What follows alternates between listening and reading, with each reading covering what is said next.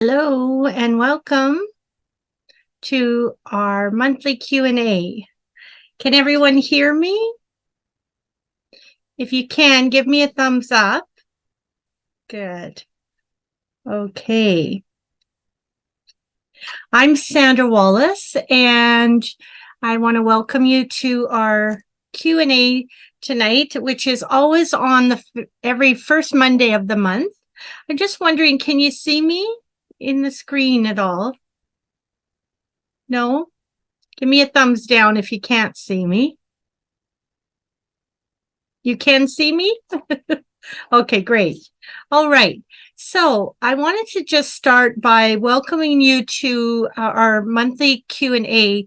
This is an opportunity for us to gather and answer some questions that come in through our website on a regular basis. And so I am going to start by just bringing up some of the questions that we have been asked, some of the common questions.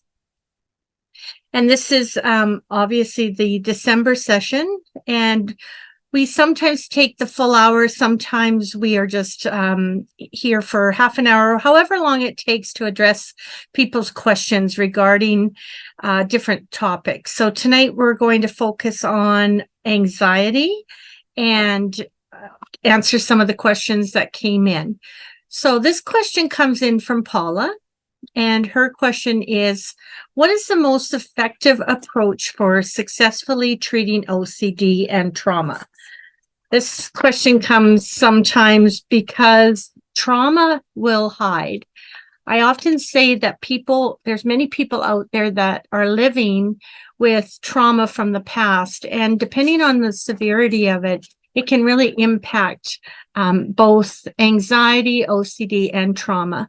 So when treating OCD and trauma together, along with the anxiety that it creates, we need to look at a few different things. With both of these conditions, our symptoms can be really quite similar in certain ways, because both OCD, trauma, and anxiety will change our brain, and both can lead to an elevated level of anxiety and often to depression as well. The nice thing is both can be treated with cognitive behavior therapy and ERP. Now, I often will write notes just to make sure that I cover everything. So I'm just going to mention a few things. With trauma, just like OCD, we need to be able to face our fears over and over in order to become desensitized to them.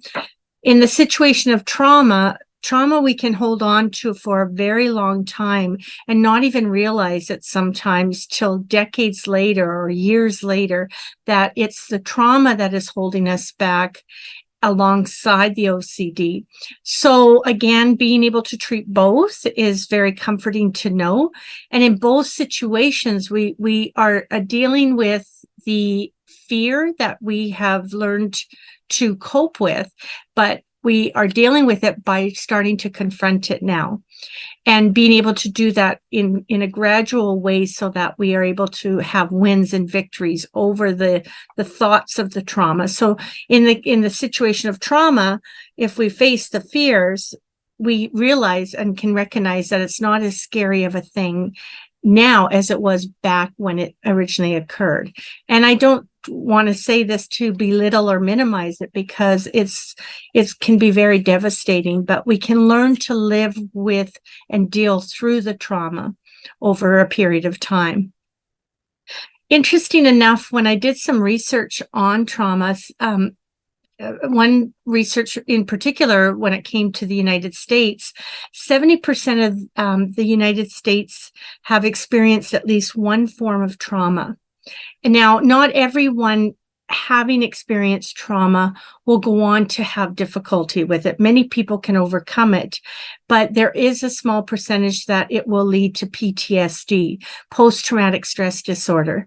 Now, I know this is not maybe as relevant for some people, but I wanted to share that there's two forms of trauma-related disorders, one being acute stress disorder.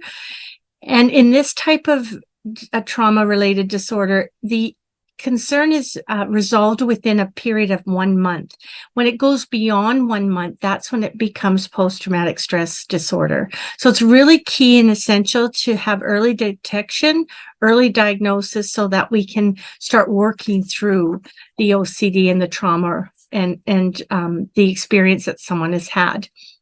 Now, even though the memories of the trauma will still be with you for long periods of time, it will have less power over you and your emotions, just like it does with OCD.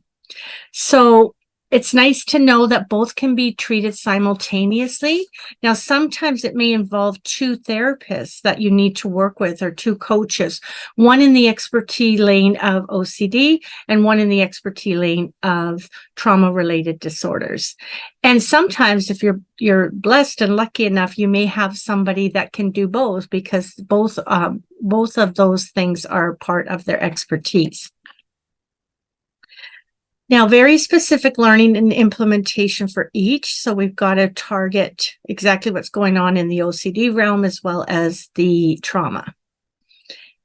Okay, so now what we tend to do often leading up to treatment, prior to treatment, is we tend to avoid. So avoidance in itself is a coping strategy when faced with certain sensations, feelings, images, or thoughts, or memories brought on by the obsession or past trauma. So I hope that's helpful in answering that question. The next question we have is, how can I manage work or school-related anxiety? Great question, because the way you manage it at work might be very different than when you're in school, or vice versa. So breaking tasks into smaller steps. I like to refer to that as chunking things down. Divide your workload into smaller, more manageable tasks to reduce feelings of overwhelm. This can help because when we have a lot of tasks at hand, it may just seem really overwhelming, and as a result, we do nothing. So if we're able to break it down and see it in segments, it sometimes alleviates some of the anxiety. Another thing is prioritize tasks. What needs to be done currently, and what are things that can wait maybe a little bit longer? And the other key to that is setting realistic deadlines to avoid last minute stress. And when I say deadlines, I often refer to a word called SMART, and it stands for setting goals. So the S stands for being very specific about your goals. The M is measurable. Can you measure your goals? And A, are they attainable? And R, are they realistic? And T, can be done in a timely fashion. Seeking support is key. Communicating with supervisors or teachers about your challenges and explore available accommodations. There's times in my practice when I'm coaching individuals that are students going through post-secondary school. A lot of times there's that overwhelmed feel of anxiety, and they just don't know how they're going to get through it. So sometimes I will make recommendations to the professors that they allow the individual to be able to have longer periods of time when doing a exam, or maybe deadlines being able to be stretched out a bit longer so they feel they've got that breathing room. And this often works really well. And the teachers and professors are very accommodating. If they recognize that someone needs that additional support, they're more than willing to be able to provide it. So sometimes it just takes a little bit of strategic planning to plan out different parts of the academic year. Another question is, what can I do to improve my sleep and manage anxiety-related insomnia? Great question. Establishing a bedtime routine. Just like we have a routine at work, we go to work or we go to school and we have this routine and we almost know what we're going to do next often. It's just so embedded and ingrained in our mind what to do. We need to be the same when it comes to our bedtime routine, being mindful of the time of day, preparing for bed, creating a calm pre-sleep routine. And often that's the opportunity to signal your body that it's time to start winding down. So you don't want to be on a blue the blue light, which is part of the computer. We want to reduce that exposure to screens before bedtime. So that's computer, TV, even our cell phones. These things can interfere with sleep. There's been lots of studies to prove that. And we want to create a comfortable sleep environment. So something that's conducive to rest. Maybe a comfortable mattress, minimal distractions, soft music playing, whatever it is for you. And sometimes you need to try, it's trial and error. You need to try different things to find out what works for you. And obviously the relaxation techniques can go a long ways.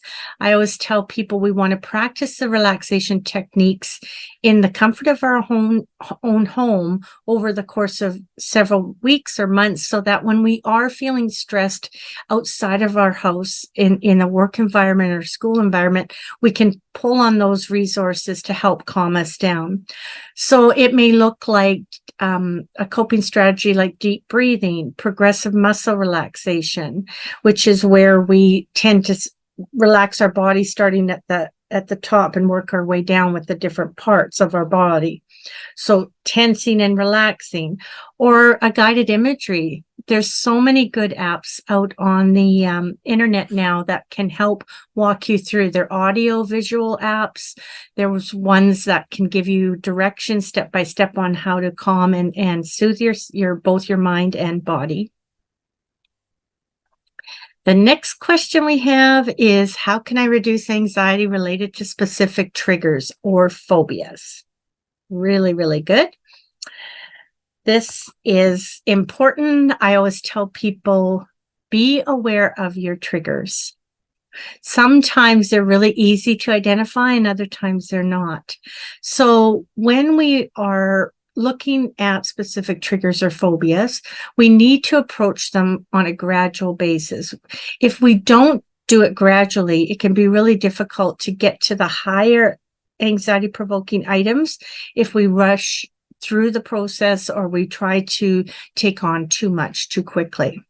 So again, gradual confront feared situations or objects in a manner to build that tolerance. Another way to help with this is CBT. It stands for cognitive behavior therapy. With cognitive behavior therapy, you're working alongside a therapist to identify and challenge your irrational thoughts, contributing to anxiety. Now, although it's a form of psychotherapy, it's a different type of psychotherapy in the sense that we're dealing with the here and now, and we're very specific, and our goals are intentional to be able to reach specific goals to overcome these triggers, phobias, obsessions. They're also focused on the problem solving, and we want to be goal-oriented. So it's more than just what some people refer to as talk therapy. We don't just talk about our past. Even though our past is really important, it's sometimes a really good clue as to an indicator as to why we got to where we are today. But we focus with CBT. My focus is, what are we going to do in the here and now to move forward and to have a better quality of life? Again, mindfulness and relaxation techniques, practicing mindfulness to stay present and manage your anxiety symptoms. Next is a question on the long-term outlook for living with anxiety. Because sometimes when people get diagnosed, they think, this is it. I have no future. I won't ever be able to work, have a relationship, engage in different careers that I want to do because my anxiety is holding me back. Well, it's not the case, and we need to be able to comfort and reassure one another that we can live a very quality life and productive life alongside living with OCD and anxiety. So the therapy, the long-term psychotherapy, such as CBT, can be effective in managing and coping, but we, again, have to be specific and goal-oriented. And another thing that can help is medication. When it comes to anxiety, there's a group of drugs called SSRIs, selective serotonin reuptake inhibitors, or SNRI, selective norepinephrine reuptake inhibitors. Both of those are intended to treat anxiety, depression, and OCD. Now, depending on the individual, if they're taking the medication for specifically for OCD, the anxiety comes down and it takes the edge off so that the person that's going through the CBT that lives with OCD, their anxiety can decrease enough to take the edge off so that we can start the process of CBT. Now, for anxiety alone, there's a different class of drugs called anxiolytics, and they're intended for short-term use. So there's many different things that we can draw on to help us to be able to start the process of overcoming whatever it is that the fears that are holding us back. Lifestyle changes can be another big piece. Adopting a healthy lifestyle. So regular exercise, and it doesn't have to necessarily be joining a gym and going to work out every night of the week. It can be something as simple as stopping throughout the day and going for a long walk, or just changing our environment. Sometimes just changing the scenery and shifting to a different environment can help us and recharge ourselves. So getting out, setting a timer, if you're working from home, setting a timer and getting up and moving and going for a walk for 20 minutes, 30 minutes can make all the difference. And also a balanced diet. If we're snacking and eating a lot of high carbs, we will have that instant boost, but then we'll also have a crash that follows. So we want to make sure that our balanced diet is part of our daily lifestyle. And these things can have positive impact in our long-term mental health. So can children and adolescents experience anxiety, and how can it be addressed? And the answer is yes, absolutely, they can. We need to open communication with children and adolescents because they have a lot of stressors that they're going through based on their age and where they're at in life. There's so much peer pressure and pressure that comes from social media that people have to look a certain way and act a certain way. And we've got the Facebooks and the TikToks and the all the different social platforms that make one think that they need to be able to do things and act in a certain way. So this just will often reinforce even more anxiety for children and adolescents. And then there's also bullying that takes place in the schools. And so it can be really tough for those people. So we need to be able to seek out professional help, consult with a pediatrician or child psychologist. There are psychologists in the schools, in the school systems that can help with this as well.